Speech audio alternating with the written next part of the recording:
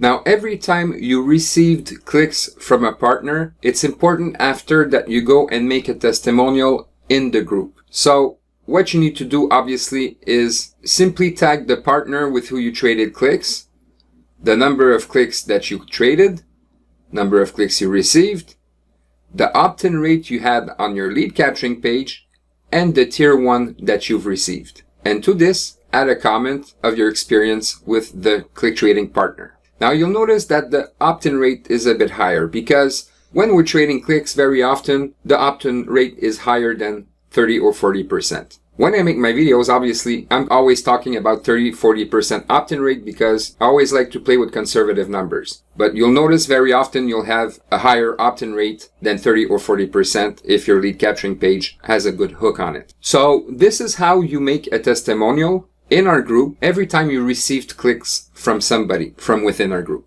Please move on to the next part of the training.